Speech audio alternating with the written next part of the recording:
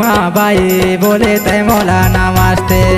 गाली माँ बाई बोले तय मोला नमस्ते।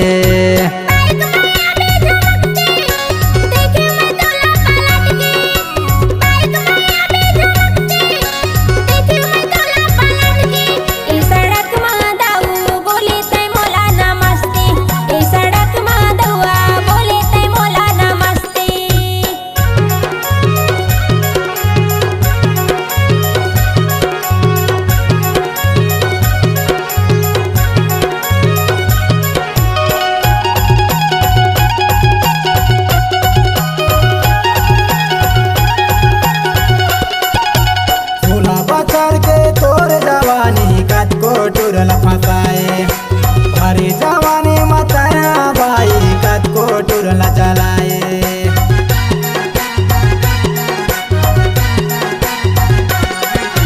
सोलह बचर के तोर जवानी कत को टुरल फसाए भरी जवानी मताया भाई कत को टुरल चलाए। गाली माँ बाई बोले तय मोला नमस्ते।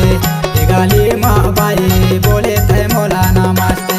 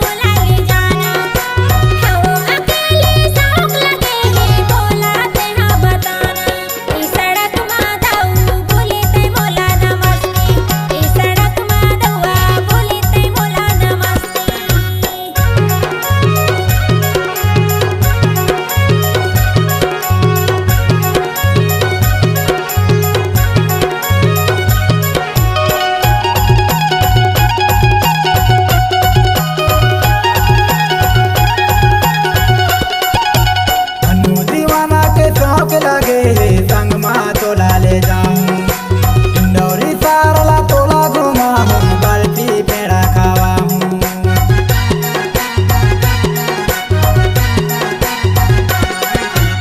अनु दीवाना के शौक लगे संग माँ तोला ले जाऊं इंदौरी सारला तोला घुमाऊं बर्फी पेड़ा खावाऊं। गाली माँ बाई बोले तय मोला नमस्ते। गाली माँ बाई बोले तय मोला नमस्ते।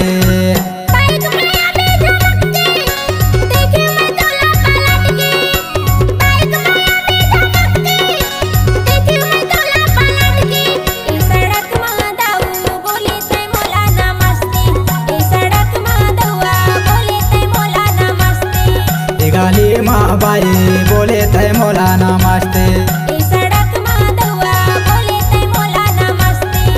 गाली माँ बाई बोले तय मोला नमस्ते।